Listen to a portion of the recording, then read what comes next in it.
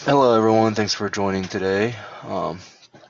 Today's webinar is presented by Daniel Altikir, and he will be presenting Boost Your SSAS Productivity with Tabular Editor. This session is going to be a little 30 minutes longer than our usuals, so it'll go from 2 p.m. Eastern Time to 3:30. Daniel, I guess I'll give you the floor. Okay, thank you, Jason. Yeah, so there'll be plenty of time for questions at the end of the session, I guess. Yeah, let's start out. So this session is titled "Boost Your SSAS Productivity," as Jason said, and that's sort of the main takeaway from this is that I've developed this tool, Tabular Editor, which is basically a productivity enhancing tool, and and nothing else. And that's sort of the main purpose of the tool. But you'll see that there's a couple of other things in there as we go along. So the agenda for the presentation looks more or less like this. Just to start out about myself, I'll just take the slide right now. So as I said, my name is Daniel. I work as a senior business analytics architect at a Danish consulting company called Capacity. I've been working with the Microsoft BI stack for around 11 years, and also I've been developing some C#.NET stuff for around 14 years. So that's it. We're going to talk about Tabular Editor, as I mentioned. I'm going to introduce the tool to you, provide a bit of background on the motivations behind it, and then the rest of the presentation will more or less focus around demoing what the tool can do, which features we have in the UI, some support for Power BI that we also have, how to use the tool in a real-life modeling workflow. So at least that's my recommended way of using the tool. I'll show you some examples of how we can use the scripting functionalities inside the tool to automate repetitive tasks to gain even more productivity. Then we have the best practice analyzer within the tool, which is a really useful feature if you're working in a team of developers and you want to enforce certain practices, naming conventions, stuff like that. And finally, we'll see how Tabular Editor enables sort of development operations, continuous integration, continuous deployment, stuff like that, which can be achieved using Tabular Editor's command line syntax. So that's about it. We'll see how far we get in this 1.5 hour, and then we'll take questions near the end of the session. Okay. So what exactly is Tabular Editor then? Well, it's an offline editor for SQL Server 2016 on your analysis services, and that also includes Azure analysis services. And the reason it's only for 2016 plus is because before 2016, Microsoft used the XMLA-based format for the tabular model metadata. When they went over to 2016, they created this new compatibility level 1200, where they switched all of the model metadata into a JSON-based format. And along with this, they released the tabular object model, which is a set of APIs that we can use to manipulate the model metadata in an easy way. And so that's basically what Tabular Editor has been built upon. And so naturally, it doesn't support the XMLA-based format. So if any of you are still using SQL Server 2012 or 2014, I strongly recommend upgrading, not only because it allows you to use Tabular Editor, but also because, I mean, a lot has happened with analysis services since SQL Server 2012 and 2014. So yeah, by all means, if possible, see if you can get an upgrade in there somewhere. Some guy at Path Summit a couple of years ago said, so it's basically just a flashy JSON editor, and well, that's more or less the truth. There are some additional features in there, but that's basically all it does. So the model BIM file is just one big JSON document, and we'll see in a moment that when you load the model BIM file into Tabular Editor, you get the same structure more or less as you see in the BIM file, but it just makes editing stuff within the file a little easier. For those of you who are technically inclined, this is a WinForms application, so this is very, very old school, but hey, it works, and it's written in C#. Yeah.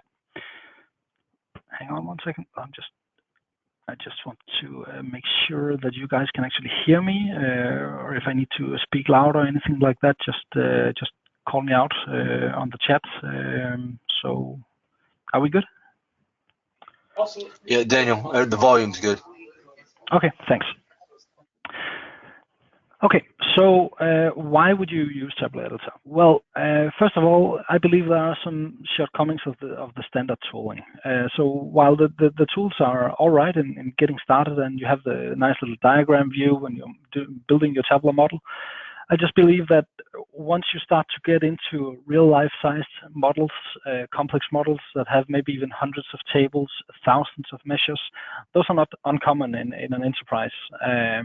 Then you start to see some of the shortcomings show up in the standard tooling. You can have random crashes. You can have the workspace database synchronization takes a lot of time, so that every time you change a minor thing like a measure expression or a format string, stuff like that, you'd have to wait for the workspace database to get synchronized. And all of that happens all of the time, and there's nothing you can do about it.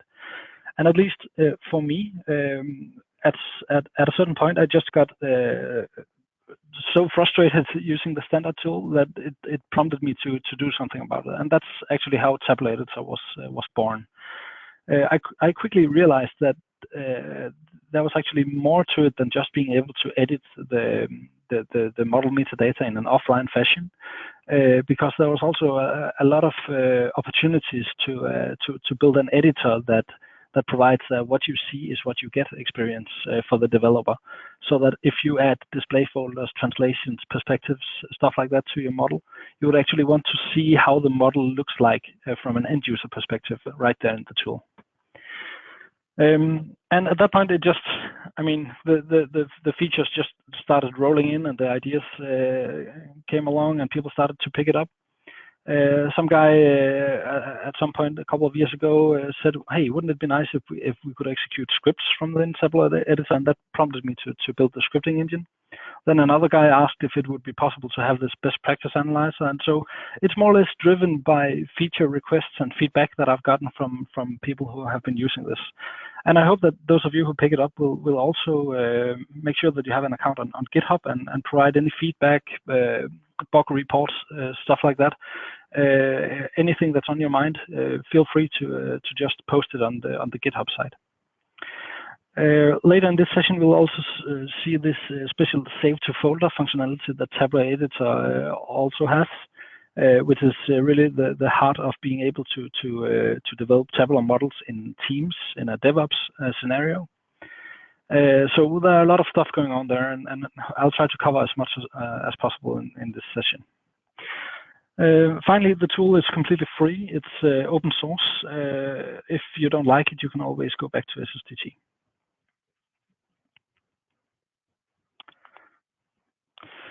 Yeah, okay, so what's the catch? Well, I sort of already mentioned it. Tabular Editor is not well suited for people that are new to tabular modeling. So if this is your first time building a tabular model, you should probably stick to SSDT just to learn the basic concepts of your tabular model. You have to know what a table is, how to create relationships between tables, all that sort of stuff. Because you're not going to get much help from within Tabular Editor. There's no diagram view, as I mentioned. There's not even any kind of DAX IntelliSense. That is due to change, however. It is something I'd like to support in the future, both the diagram view and the IntelliSense stuff. But one thing that's never going to change is that we don't have any kind of data preview or processing capabilities within the tool. And the reason for that is that I'd like to keep it as an offline tool. So you'd never have to wait for a table to be finished updating and processing, anything like that. You're only working with the metadata. That's not saying that the tool cannot connect to an instance of analysis service. It can do that just fine. You'll see in a bit. But I just don't want the tool to be able to handle any data or anything like that, or doing any kind of DAX queries or stuff like that. We already have excellent tools for that in terms of DAX Studio and the client tools, Excel, Power BI, and so on. So we're never going to get any sort of data showing inside the tool. It's only going it's always going to be using only metadata and nothing else. This being an open source project and me being the sole developer at the moment means that I cannot supply 24/7 support, of course. There is quite somewhat of a small community that's started to grow around the GitHub site. So normally, if you post an issue or question there, someone would typically reply within a couple of hours. But that's around the support you're going to get. On the documentation side, well, I have a couple of articles on the GitHub wiki pages that will definitely help you get started, but it's not like there's an end-to-end manual for how to use the tool. I'm prioritizing features over getting stuff written down. And the funny thing about that is sometimes I even forget some of the features I created a couple of years ago. So I'm sort of getting into this strange position where I sometimes discover features that I created several years ago and had completely forgotten that they existed. That's kind of fun. So to sum up, my advice here is that when you're just starting out doing tabular modeling, I would suggest you stick to SSDT, to the standard tooling, maybe even Power BI Desktop if that's what you're using. And then once your model reaches a certain size and complexity, you'll see what I'm talking about when I'm talking about SSDT's shortcomings. And then you will begin to see where Tabular Editor can make a difference and appreciate that. So that's my recommendation, at least. For those of you who are already experienced with tabular modeling, you can jump right in, download the tool from GitHub and get started right away. It should be no big deal. Okay, so which features do we have? Well, this slide here is just the tip of the iceberg. I mean, there's a lot of stuff going on, and I just tried to, summarize the most important stuff to get you started using the tool. But instead of listing all these features, I think I'm just going to jump right into it and show you the tool live. So this is how the main UI looks. Let me try first of all to load a model. So I'm just going to click File and Open from File.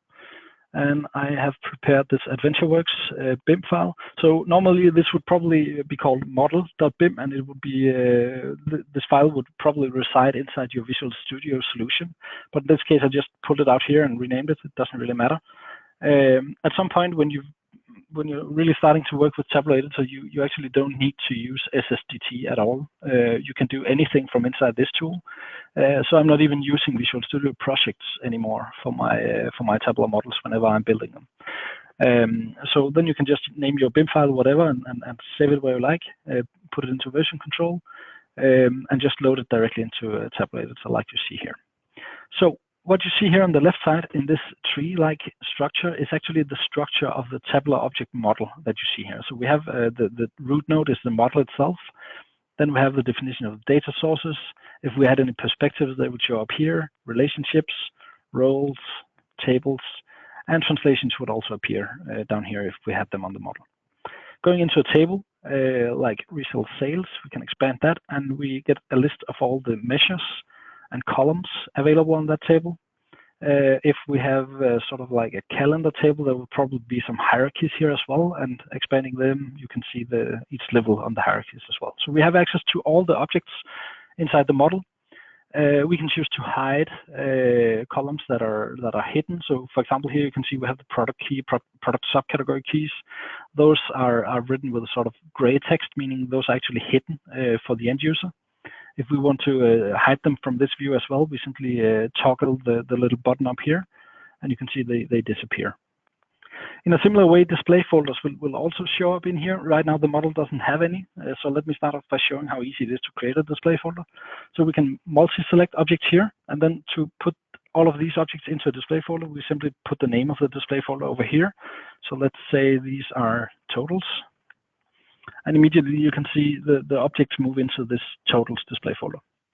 Now there are different ways we can do this as well. We can multi-select, then we can also right-click, choose create new display folder, and right away these will be grouped into a new folder. We can put a name of the folder here.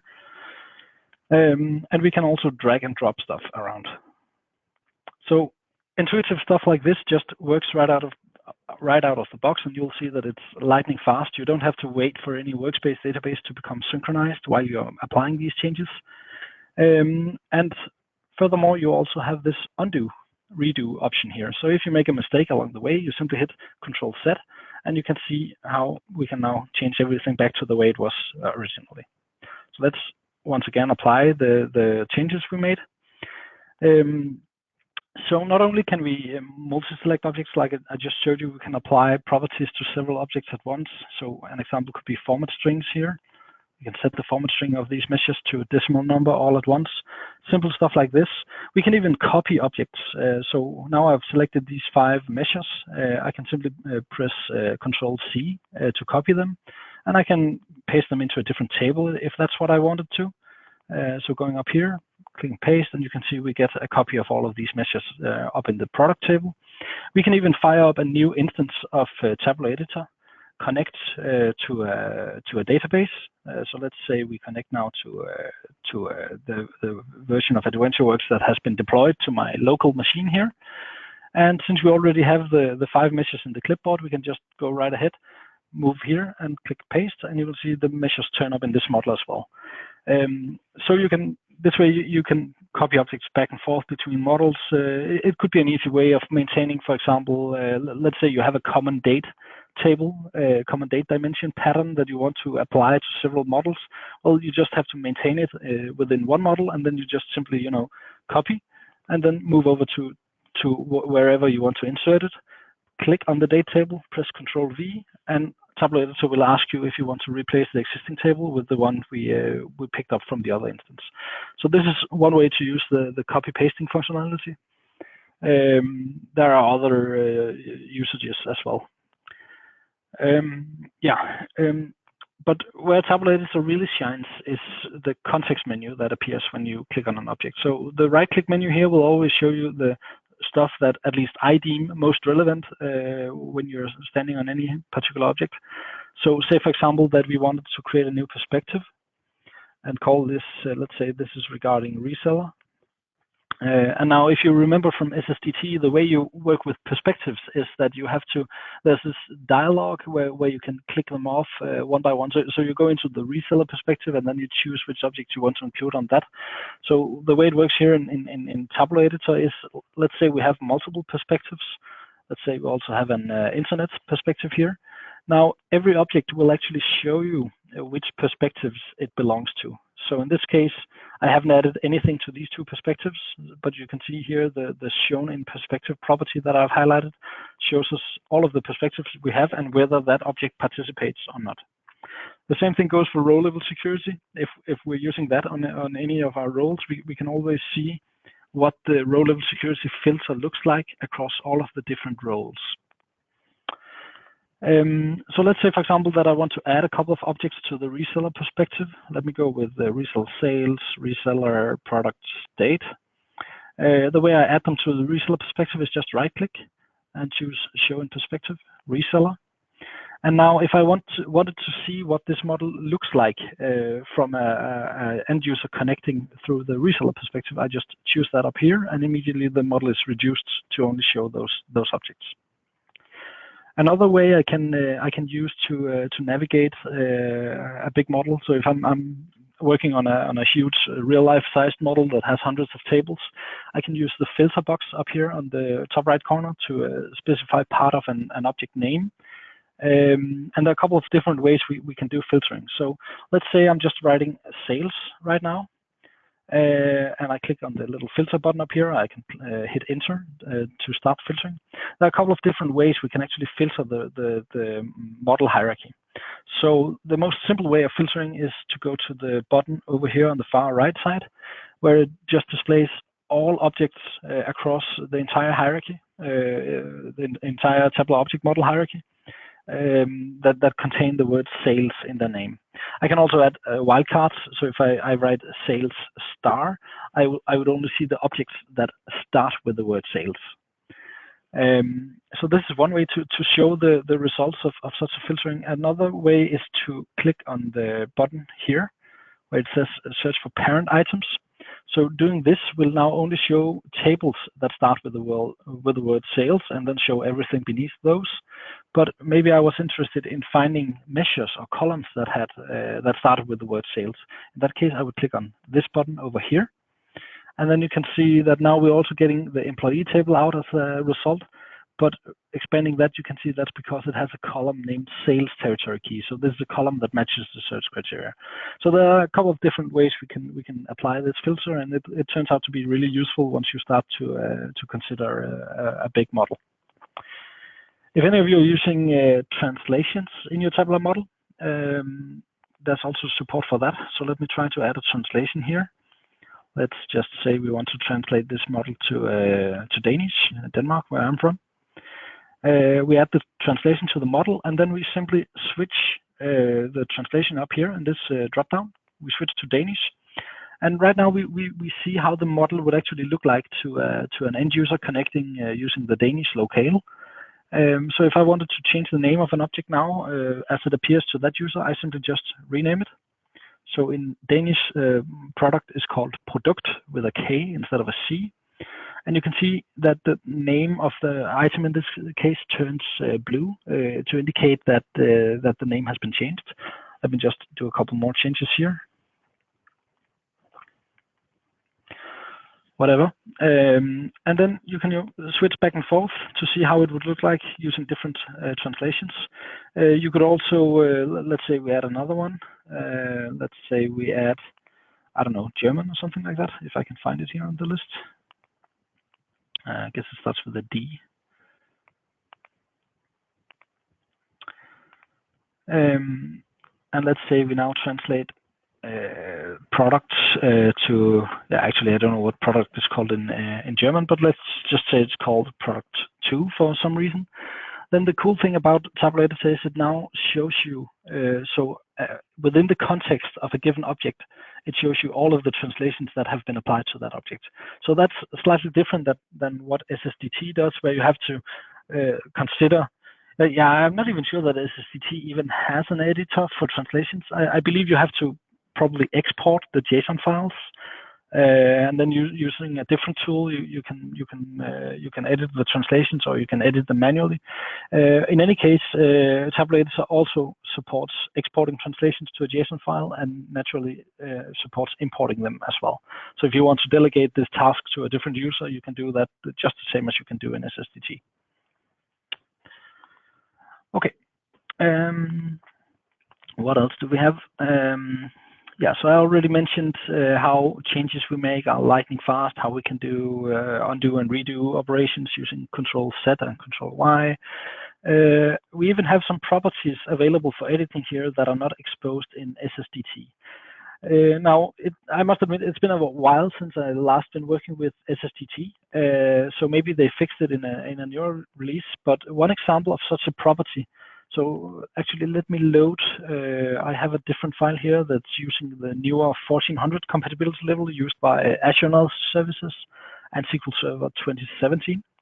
So if I open this file, I actually have access to a couple of properties that are not showing inside SSDT. So this one, for example, available in MBX. This one is one you can set here. I'm not sure you can do that in SSDT. There are a couple of other stuff as well. Encoding hints, I believe, is also not available within SSDT. You can tell the storage engine whether it should start out by using hash or value encoding when processing data into this column. And so there's a couple of more stuff. So I'm basically just exposing all of the properties that are available in the tabular object model. And that's where your experience as a tabular model developer comes into play, because you can probably set some properties in here that do not make any sense. And in that case, you can really mock up the BIM file if you don't know what you're doing. Another way to work with a model, so instead of actually just loading a file like I did here, is to connect to an existing database. Because right now, what happens if I click on the save button is that it just saves my changes back into the BIM file. And so I would be none the wiser. I mean, I would just have edited the JSON file. So nothing interesting would have happened. So to give you an example of that, let me go back to the other file I had here, and let me change the expression of one of these measures. So let me just add some nonsense here that's not a valid DAX expression. And you can see what happens when I apply these changes. Tabular Editor displays this little question mark here on the measure itself, because Tabular Editor has no way to know whether this expression is a valid DAX expression or not. It's not like it's parsing the DAX code or anything like that, so it can't really know what's going on. You can save this file, you can deploy it to your model, to your database afterwards, but it's probably going to give you an error at that point. So a better way of working is actually to connect to a database, preferably a developer database, or you could call it a work.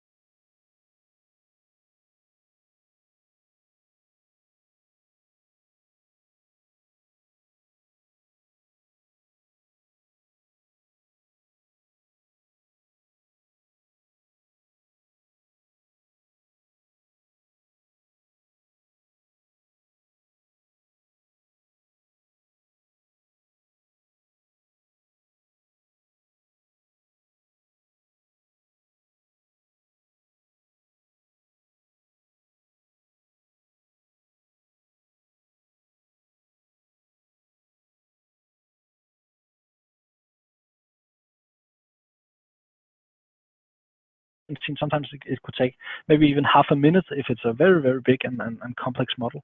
And in that case, you would have to wait every time you're just making tiny changes. But within Tabular Editor, you are in control of when you want the synchronization to happen, because that's when you click the save button up here. And in my experience, this just gives a much better developer experience overall, where you can control whenever you want to save your changes. So yeah, what else do we have? So if we consider for a moment the editor that we have up here. So I mentioned that there's no. Yeah, go ahead. Hey, 1 second. I just want to make sure because we lost audio for a second. I just want if everyone can, someone just comment in the questions to see if you guys can hear everything now. Because we lost audio, I think maybe for like 2 or 3 minutes. Oh, really? Yeah, so we just got a couple of people responding in the Q&A saying they lost the audio. But did you hear me just fine just now? Or? I'm hearing you now. No, I didn't hear anything either, but. Oh, well, okay. So what's the last thing you heard? Okay, so well, that required you to pay attention, of course. But right as soon as you got to the reseller sales, they were there. Okay. And then, yeah, they said about 5 minutes, but I mean it's back up now. Okay. Okay, No worries. one of them is saying still no audio.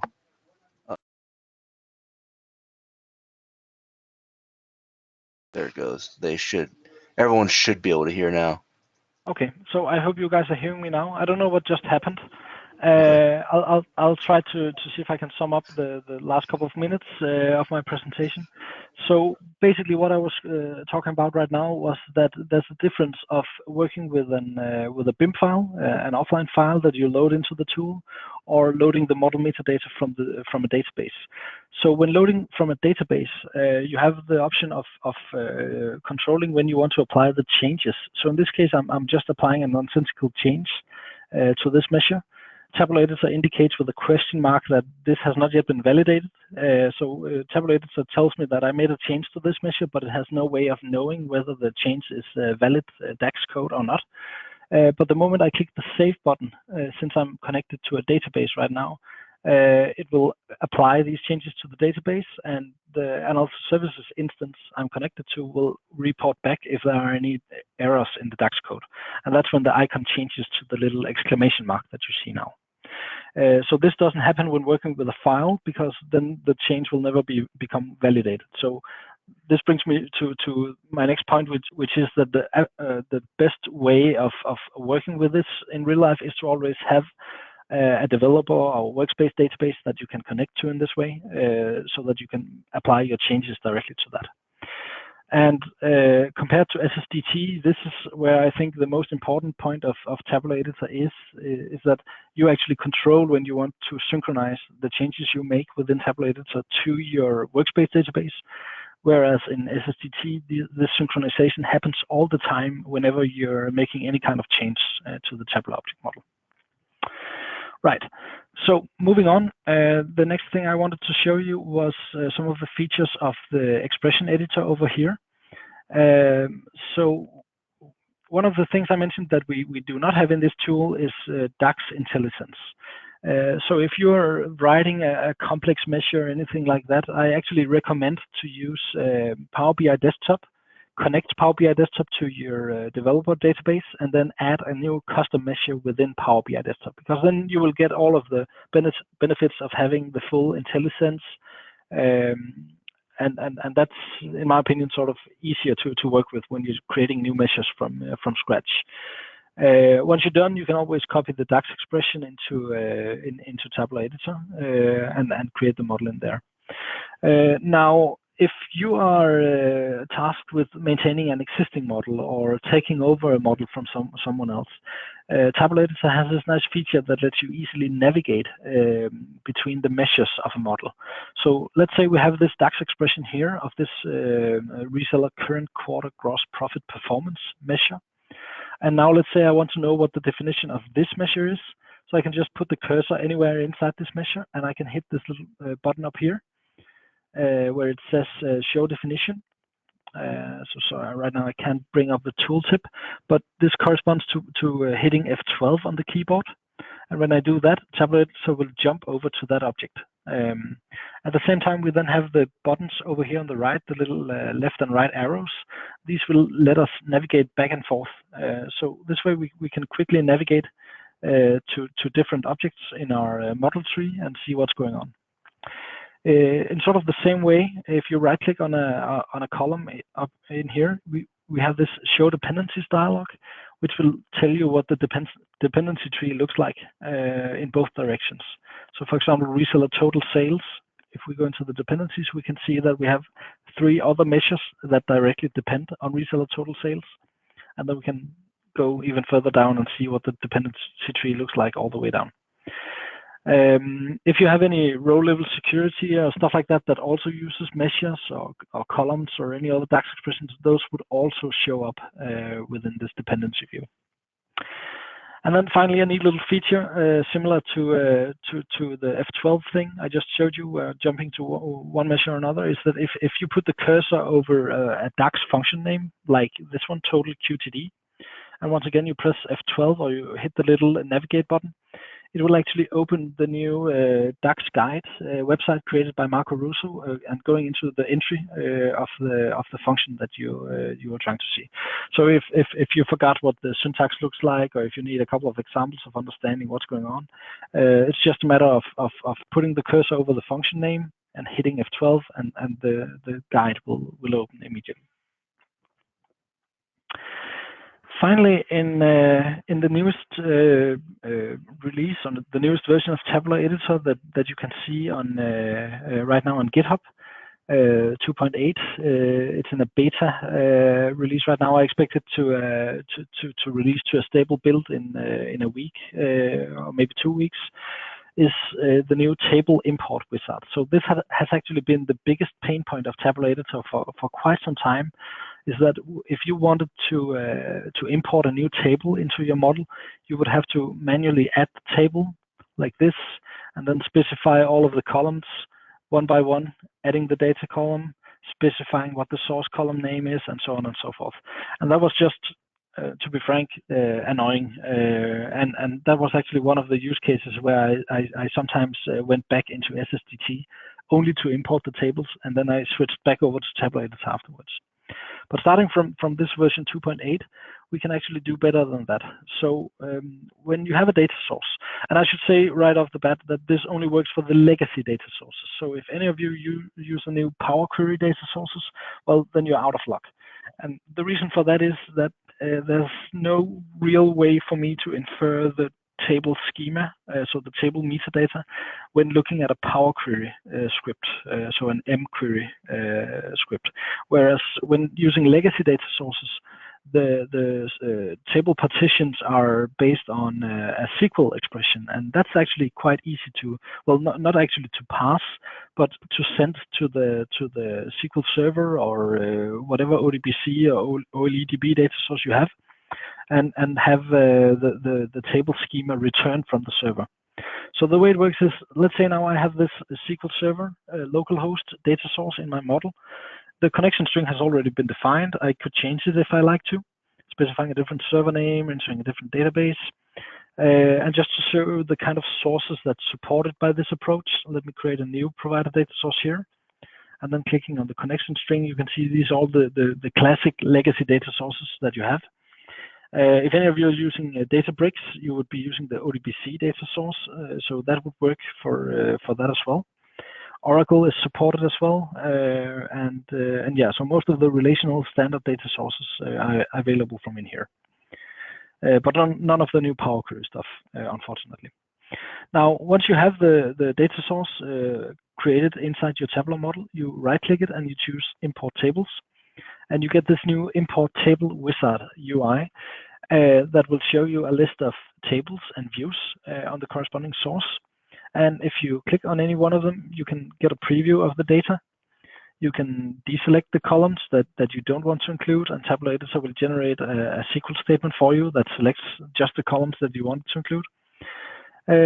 So in this example, let me include, let's go with the DIM scenario, and let's go with fact call center. Those are the two tables that we want to add to the model. So we click the import button, and immediately we now have corresponding tables inside our tabular models where all of the columns have already been mapped. Now, if any of you remember back in the multidimensional days, we had this awesome feature on our data source view where we could click a little refresh button, and it would show us if any of the columns in the underlying data warehouse had changed. So if the data type had changed, or if a column was removed, or a new column had been added, or stuff like that. So with Tabular Editor, that's also possible with the new version 2.8. So let me try to go into my data warehouse here, and let me go to the fact call center table, and let me just make a couple of changes here. So let's rename service grade to service grade XXX. Let's change calls to a different data type here, and let's also, yeah, let's just stick with that. So what happens now when I go back to Tabular Editor? I can right-click on my data source, and I can choose Refresh Table Metadata. And Tabular Editor will provide a list of all the changes that it detects between the data warehouse and the tabular model. So if we just ignore the changes on the customer table, those were from a previous demo, we can now see that on fact call center, it detected that calls had its data type changed from an integer to a string. The service grade XXX column has not been imported to the model, but it exists in the data source, whereas the service grade column does no longer exist in the data source. So Tabular Editor suggests that it be removed from the tabular model. And just like that, we can apply those changes to the model itself to make sure that it's completely aligned with the underlying data warehouse. So yeah, let's move on a little bit with the slide deck here. So the next thing I want to talk a little bit about is support for Power BI, because so far all I have showed you is how Tabular Editor supports the model BIM files used for analysis services and how it can connect to on-premise analysis services instance. Connecting to Azure analysis services works just the same. If you enter an Azure Analysis Services URL when connecting, you would get the usual Azure prompt on your screen asking for username and credentials and stuff like that. But there's more actually, because as you know, Power BI Desktop actually runs on Analysis Services under the hood. So when you have an instance of Power BI Desktop running, what really happens is that underneath it all, there's an instance of Analysis Services. So let me spin up Power BI Desktop just to show you how this works. So I have prepared this little PBIX file here. It's being loaded into Power BI, and in fact, what we can actually see right now, if we go to our Task Manager, we can actually see that there's an instance of Analysis Services running here. So right now you can see that I actually have two instances of MSMD SRV, that's Analysis Services. One of them is running under my SQL Server, my localhost SQL Server installation, but the other one is just running under my username, and that's the instance created by Power BI Desktop. So basically, once I have this Power BI model, where I've imported a couple of tables from my data warehouse, and where I also created a simple measure of one of the tables here, fact internet sales. I created this simple sum of sales measure. So what I can do now is I can actually use Tabular Editor to connect to this instance of Power BI Desktop by using file open from DB. And then you will find the instance here under local instances. You get this big fat warning saying that you could actually destroy or corrupt your PBIX file by using Tabular Editor this way. The reason for that is that, well, this is not really supported by Microsoft. So while it is possible, it's not something that they will actually help you do for now. There is some talk going on about Microsoft opening the so-called XMLA endpoints of the Power BI service. Once that happens, we should have a supported way of actually applying changes to your Power BI data models from outside. And that's because the XMLA endpoint is basically what the Tabular Object Model, the TOM API, is using to apply changes back and forth between Analysis Services and Tabular Editor. So once Microsoft adds support for that in Power BI, well, then these kinds of operations should be fully supported as well. So even though it's unsupported, it's still a little funny to see what we can actually do right now. So expanding the Power BI model here, we can see the 4 tables that I added inside my Power BI model. In addition to that, there's a lot of other stuff going on behind the scenes, some tables maintained by Power BI itself. And expanding the fact internet sales, we can indeed see our sum of sales measure. We could change the expression slightly here if we wanted to, hitting save. We should be able to see the change right away, or at least if we run a refresh on the model. Once we do this, it'll just take a couple of seconds. Then we should see that the expression of the sum of sales measure has changed. And there we go. Now you get the +3 from in here. So there are a couple of things we can do. Some things will actually break the model if we try to do them. For that reason, when you download Tabular Editor, you have this little checkbox in here under Power BI support.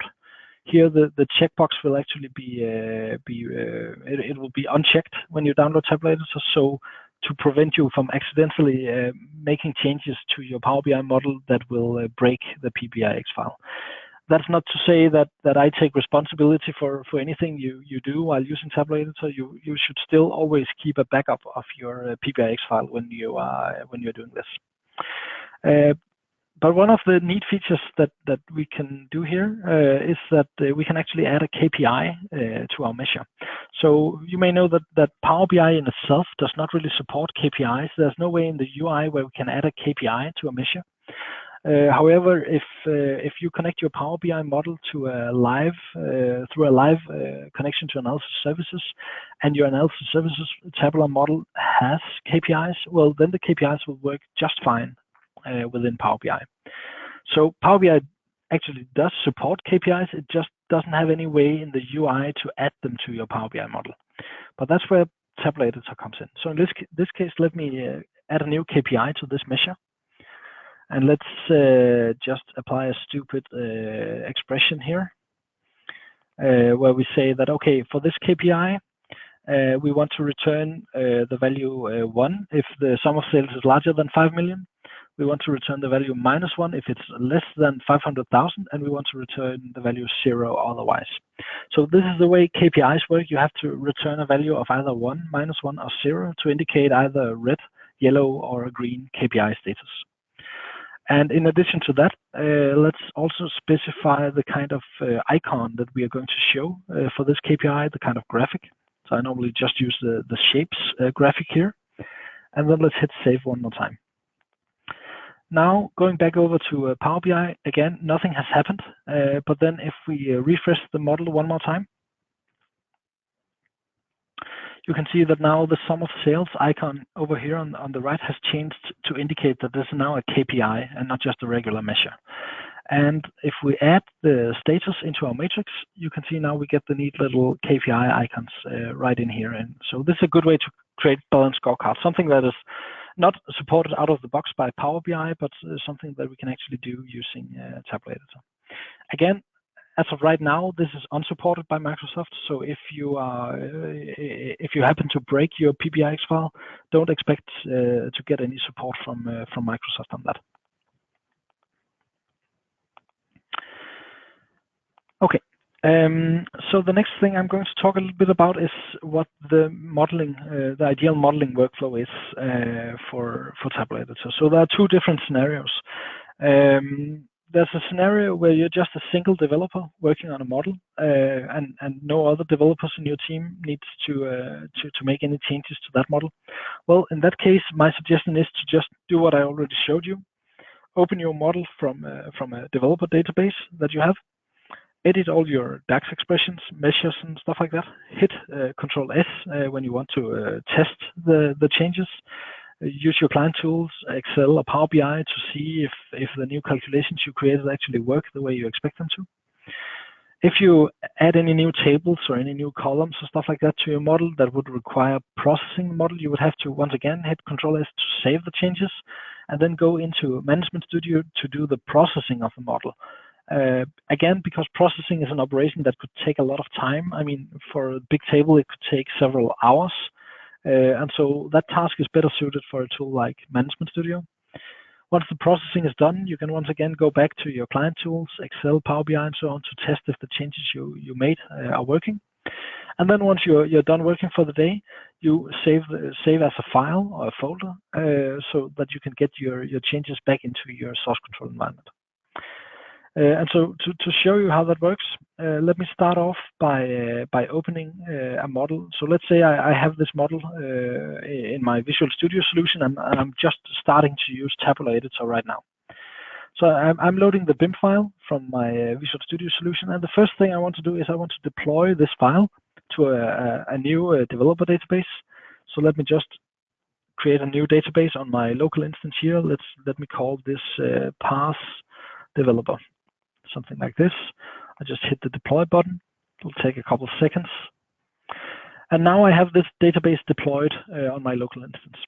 So I can now connect to that one, and then I can work from there. So now immediately we see that this is a change I made to the file earlier on, and this prompts an error in here. So I will fix this, hit save, and then we can see the errors go away. Now, at the same time, I can have my Excel workbook connected to this developer instance. This could be Power BI as well, if that's what you prefer. So this points to my developer instance as well. And now this is a different instance from an earlier demo I did today. So let me go back to that just to show you how that works. So let me connect here to this instance. This is the same one this is the same database that Excel is currently connected to. And now you can see that if I make any changes to a measure, so right now the Excel file here shows the reseller total sales. I can refresh it. And now let's say I want to change this measure slightly. I want to multiply by 3, for example. I hit save, and then immediately when I go back into Excel and refresh, we can see the figures will change. So this is a typical workflow of a single developer. You would be working directly against your developer database. You would click save anytime you want to apply a change, and then switch over to your client tool to test if the change you made is correct. Once you're done working, you save as, and you save it back to the BIM file from where it came, so that you can commit it to your source control environment or whatever you're using. Now, if you are in the situation where you are a team of developers who have to work and maintain the same tabular model, in that case, my suggestion is that each developer on the team have their own development database where they can apply changes continuously using exactly the same technique as we just showed. The only main difference here is that whenever you start working on any given day, you start out by synchronizing, so fetching your source code from the source control repository that you have. Then you open the file in Tabular Editor, deploy like I just showed you, and then open the database directly. Edit your DAX code, hit save as many times as you like, and when you're done, you save your model back as a folder and commit to repository finally. And the key here is this save to folder option that I'm going to show you in a second, because the save to folder option actually allows us to split up the model BIM file into several smaller files. Each file representing a single table or a single measure. We can control how this splitting happens. And when doing that, we would, when using a source control environment like Git, we would get a much better overall experience of working in teams. We wouldn't get merge conflicts as often as when we are just working with one big file. So you'll see that there are a lot of advantages to this, and I'm going to show you that in just a second. Before we get to that, there are a couple of more features I want to show you. So one of them is the scripting capabilities I mentioned earlier, automation. So scripting in Tabular Editor is based on C#. It's not like you have to learn C# from scratch or anything like that to be able to use it. I recommend you take a look at the GitHub site. There are a couple of links in this PowerPoint. I'll make sure that Jason gets the file afterwards so he can distribute the PowerPoint slide to all of you so you can check out the links that are in there. On these articles, you'll find a couple of helpful examples to get you started using the scripting to do simple things like adding measures programmatically and stuff like that. Let me show a simple example of what you could use this scripting for. And that's actually my favorite example, is that when you're creating a tabular model, one of the best practices we have is that you should always hide your numeric columns. So columns like amount, sales amount, stuff like that, they should always be hidden. And then we should create an explicit measure on top of that column. And the reason for that is actually two things. So first of all, you don't want your end users to accidentally drag the column into a visual in their client tool and aggregate the values in the wrong way, for example, by taking the maximum or minimum or average or something that doesn't really make any sense. You want to explicitly control how the values in this column should be aggregated. Second of all, if you have any users that use Excel, well, then they're out of luck, because if you don't have an explicit measure on top of your columns, well, then Excel has no way of aggregating the data, and that's because Excel is an MDX client, and MDX clients cannot work with columns. They need explicit measures. So in this example, what I want to do is I want to create a script that allows me to select a couple of columns, numeric columns, and then in one go I want my script to hide the columns and at the same time create a measure on top of each column that's just a simple sum of the column in question. And so I already prepared a small snippet for doing exactly that, and you can find the same code on the GitHub site. And basically what this does, let me zoom in a little bit here, is that there's a loop here that will loop over all of the currently selected columns. So right now I've selected 4 columns over here on the left side: discount amount, extended amount. Let's go with sales amount and tax amount. And so for each of these columns, the script is going to add a new measure to the table on which the column resides. And it's going to apply sum of and then the column name as the new name of the measure. It's going to use the following expression for the measure, which is a sum and then a parenthesis, and then a reference to the column name using proper DAX syntax, and then an end parenthesis. And finally, if the column resides within a display folder, it's going to apply the same display folder to the measure. and then at the end it's going to hide the column. So let me show you how this works. So just to avoid confusion, let me package all these measures here into a display folder like this. And then once again, let me select a couple of columns here. And let me execute the script. So I'm hitting F5 or clicking the little button up here. So what happens? Oh, wow. Okay, so this is because I selected this line. So what this does is it only runs the current selection. So if I want to run the entire script, I should just either select everything or just select nothing. Then the entire script will run. So let me try once again to hit this button up here. And you can see immediately what happens is that the 4 columns I selected have turned gray, meaning they are now hidden. And at the same time, we have 4 new measures up here, where the expression of each of them is just the sum of the corresponding column.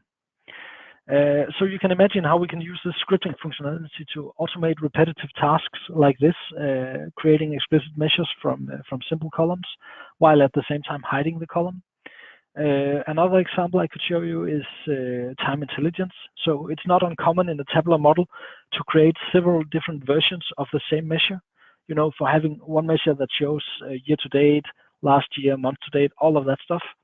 And for a real life-sized model where you could have maybe 50 base measures, you really don't want to sit and have to write manually one by one all of the time intelligence calculations on top of those.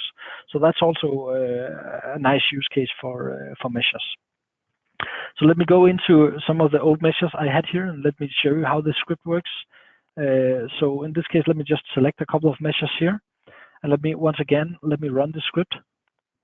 And you can see that a new folder appeared up here, Time Intelligence, where we now have the year-to-date version of each of the selected measures.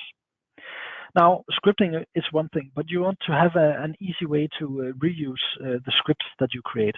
And that's what this little plus button up here is for. So whenever you click the plus button, you have the option of saving your script as something I call a custom action.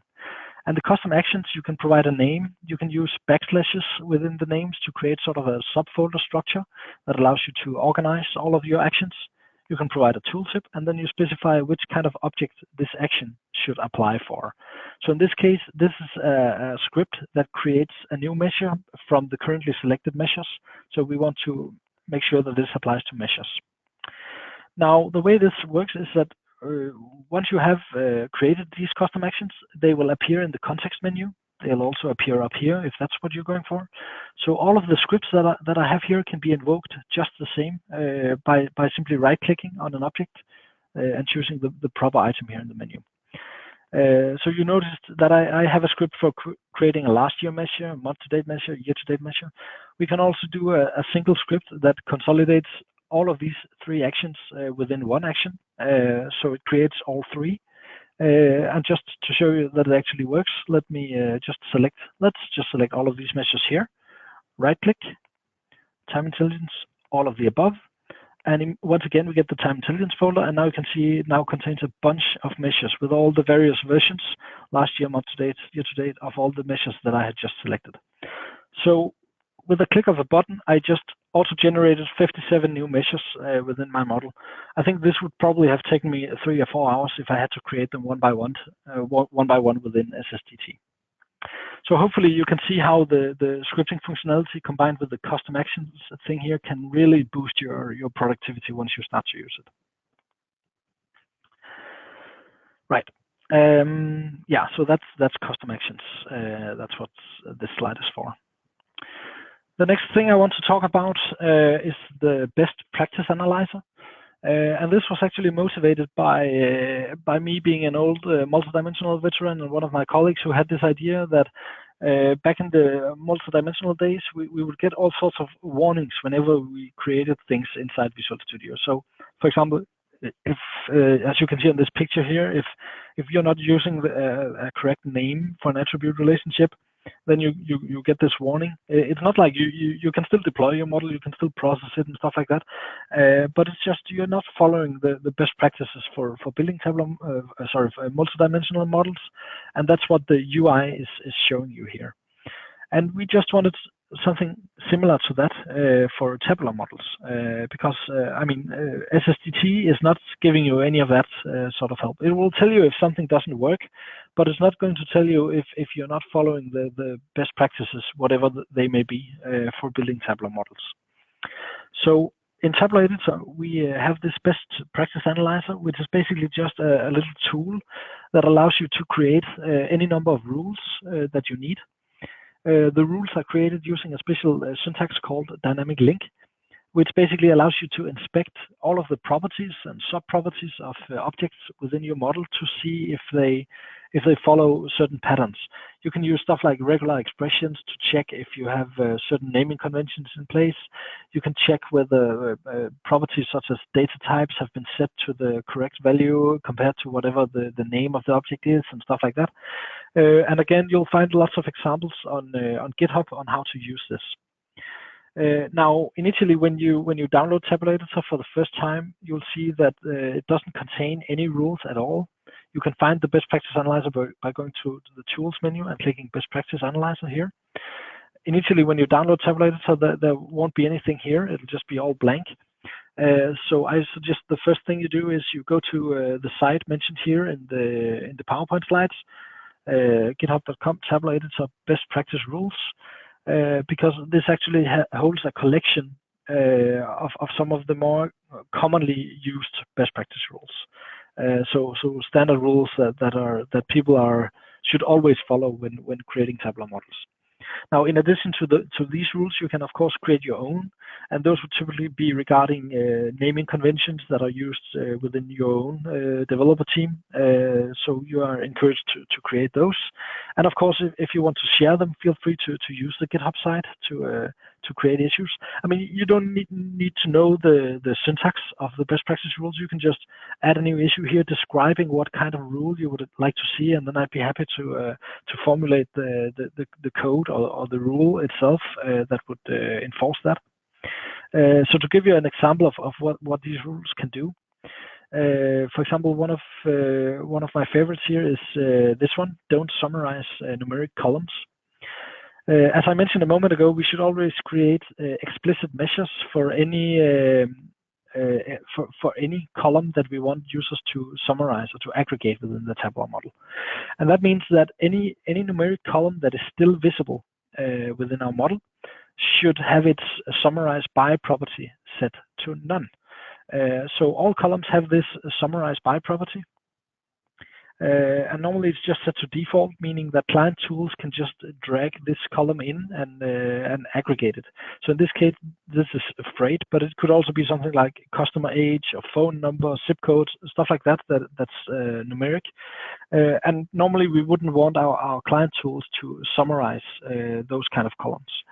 So you should always make sure to set the summarize by property for those to none, because that indicates to the client tool that it doesn't make any sense to summarize the column.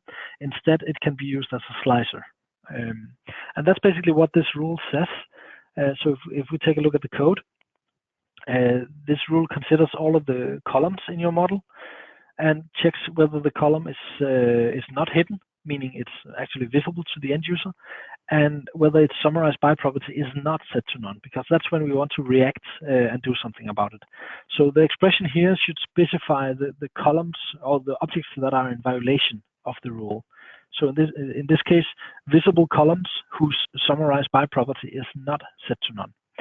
In fact, I think this is an older version of the rule. In a newer release of Tabular Editor, we actually refined this somehow by requiring that the data type should be numeric. So something like data type should be either integer, or it should be double, or it should be decimal. Because I mean, if a column is not a numeric data type, then the client tools would not want to summarize it anyway. So doing this, we now get a list of all the numeric columns, visible numeric columns we have in the model, where we should probably set the summarize by property to none.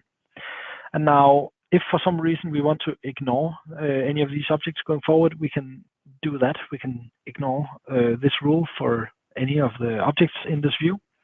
And what happens behind the scene is that Tabular Editor creates an annotation of this object.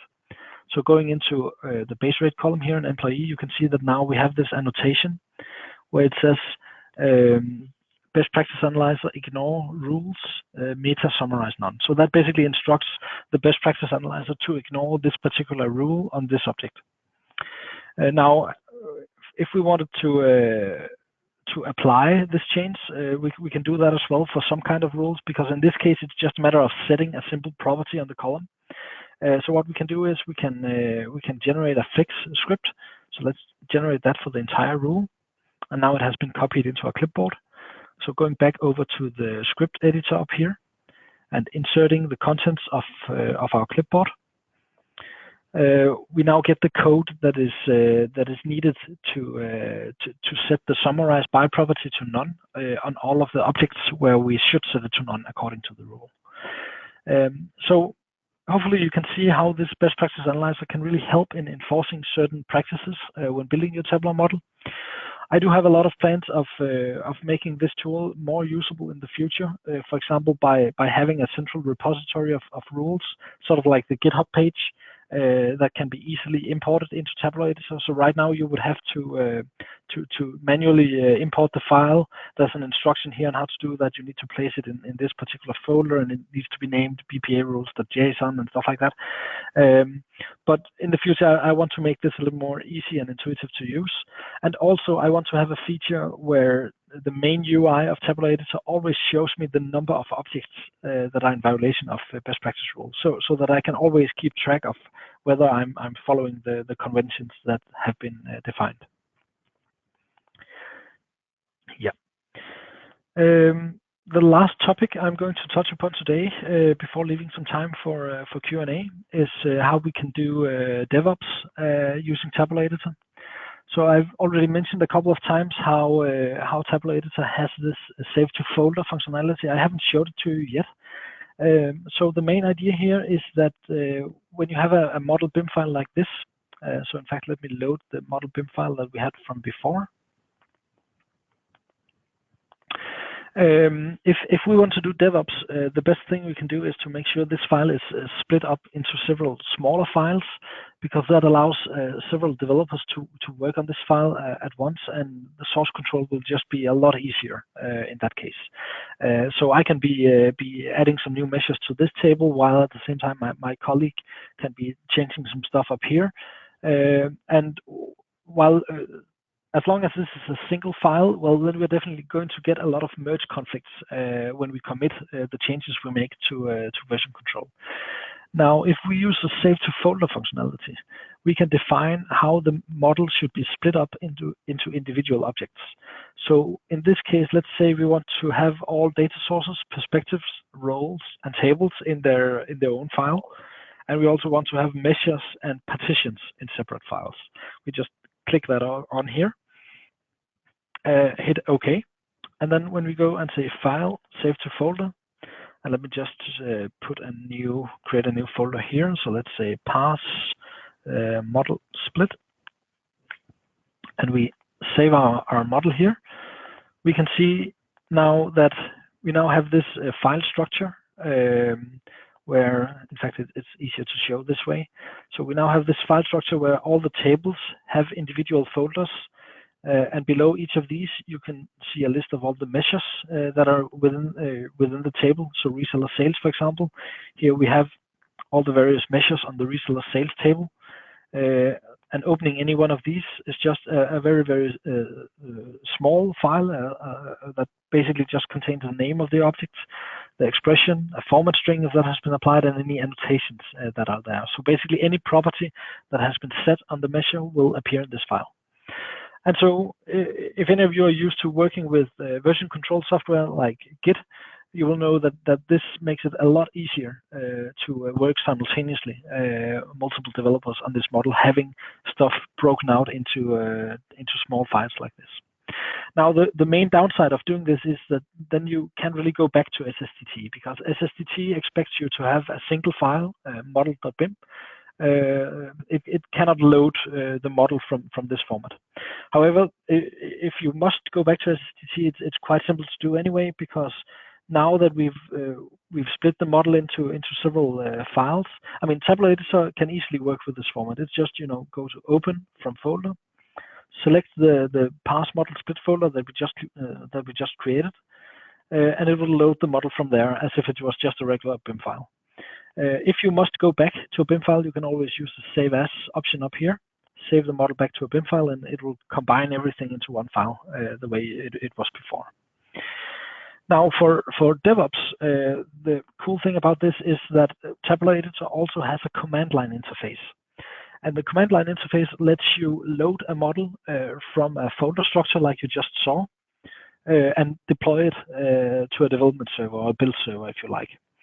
Also, you can execute any scripts you may have from the command line. So if you want to change a connection string within the model on the fly or something like that before you deploy it, you can do that using the command line. You can also make sure that the model doesn't contain any errors, because once you deploy the model using the command line interface, Tabular Editor will report any of the error messages provided by analysis services back as output to the command prompt. And the same goes for running the best practice analyzer. You can have it output any errors that you have in your rule files. So if any objects are in violation of best practice rules, the command line interface will output those as well. And so you can use all of this to integrate Tabular Editor into your build pipeline. If you're using stuff like Azure DevOps, it's really easy to do, either using PowerShell or just directly using command line tasks within your build pipeline. And all of this actually helps you get to a DevOps state where you actually have working continuous integration, continuous deployment of your tabular models using Tabular Editor.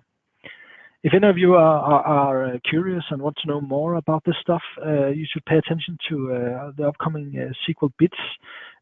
Now, I know that you may not be able to go to London with such short notice. It's in the end of February, but I'll be speaking 1.5 hours alone on how to do DevOps with Tabular Editor, and there'll be a lot of demos and stuff like that.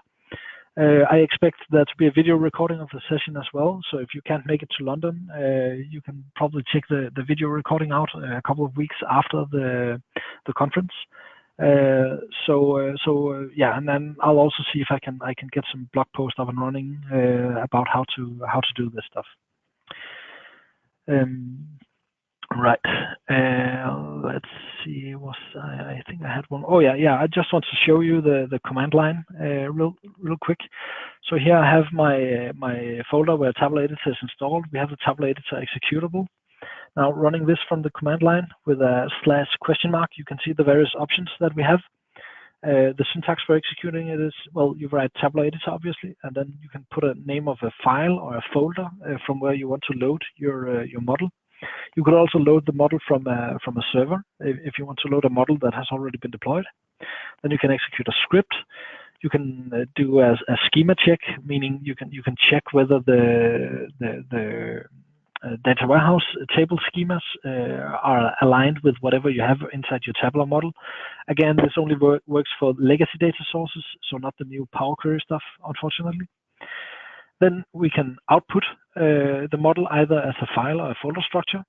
This is useful if you have anyone on your team who insists on sticking to using SSDT, because then you can just set up a build pipeline for them specifically, so that when they save their model using SSDT, you can use Tabular Editor to split their model up into a folder structure before merging it into version control.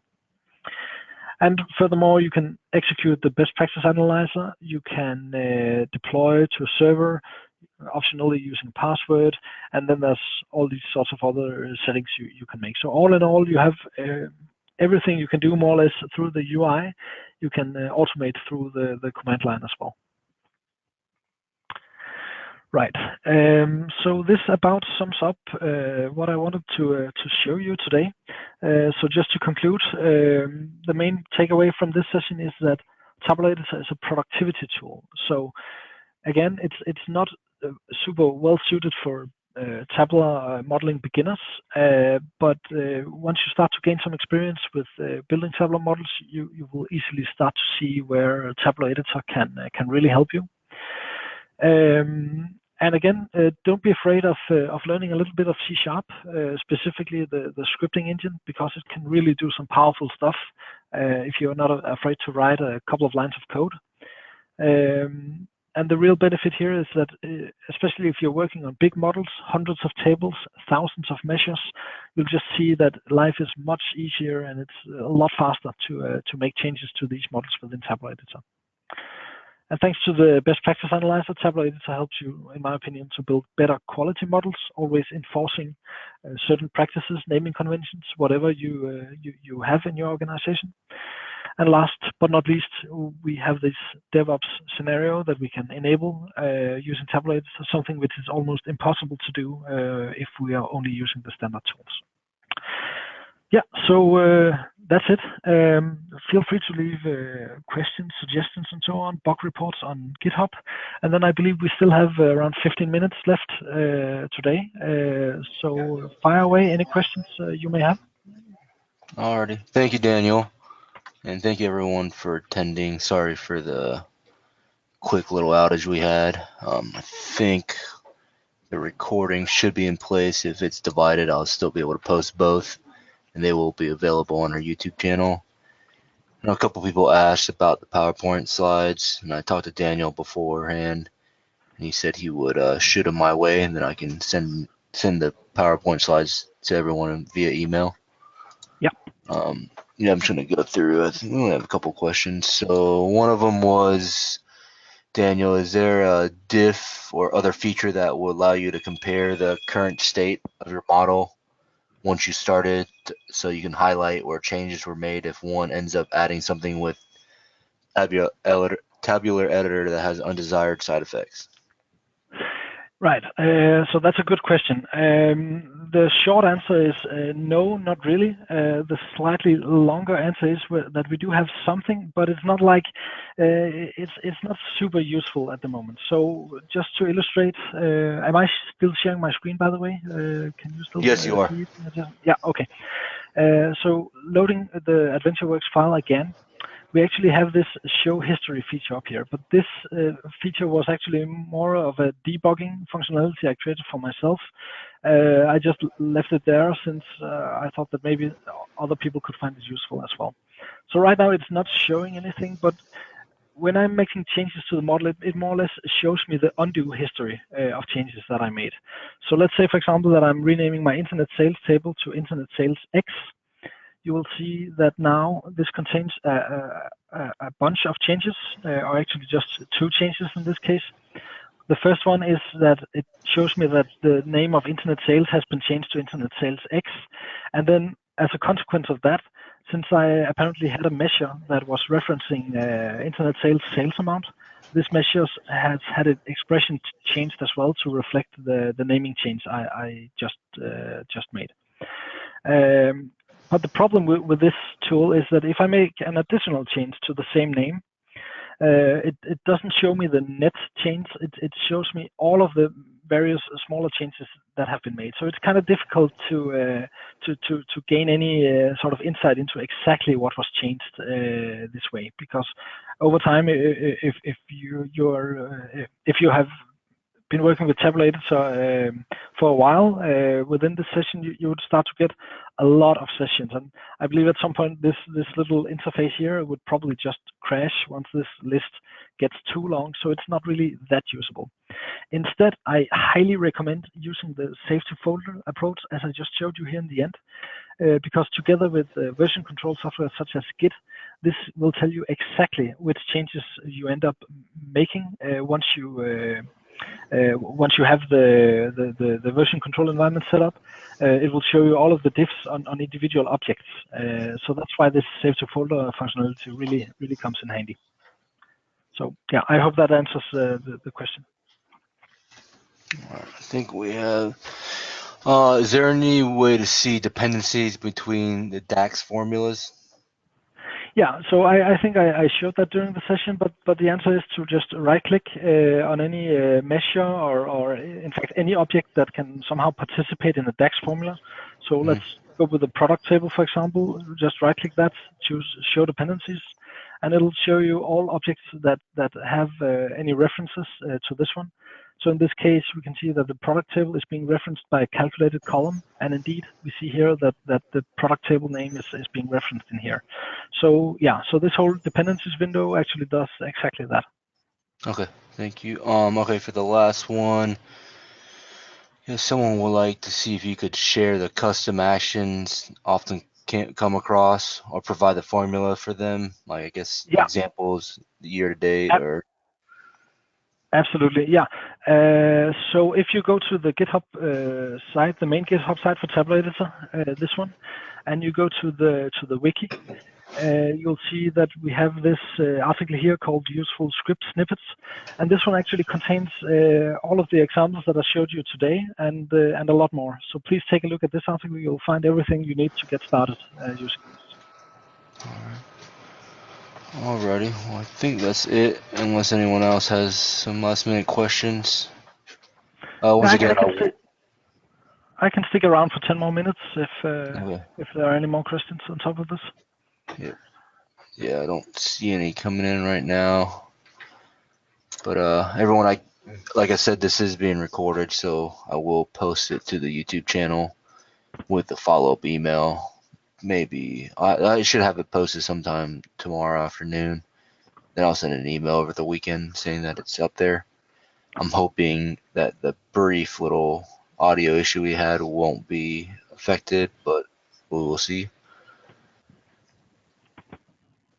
All right. Yeah, I guess. Daniel, can you maybe show that one last slide you had where it had your GitHub account where they can ask any questions or something? Yes, Yeah, this is the yeah. one. Yep. Yeah. So yeah, feel free to post anything that's on your mind here. Yeah, absolutely. Yeah. Yes, like I said, if anyone wants to talk with Daniel personally on the Tabular Editor, you guys can reach him there. Yeah. So in general, keep in mind that this is an open source GitHub page. So anything you post here will be publicly visible. Of course, if you need to reach out to me privately, I can be contacted either on Twitter, or I should probably leave my contact information in here as well. So my Twitter handle is dotkare, and my email do@capacity.dk. So I'll leave this in the slide deck as well, so that you can know where to reach me. Yep. And I know you've presented this a couple times, so I know some people may want to miss it or want to see it again. So I'm sure they can reach it again. Yeah, absolutely. Yeah. Alrighty. Well, if no one has any more questions, I guess we can end the webinar. And Daniel, thank you again for your presentation. It was very informing. Yeah, thank you for attending, everyone. It was a pleasure. Okay. Everyone have a good day. And Daniel, I'll talk to you soon. Thank you. Bye bye. Bye.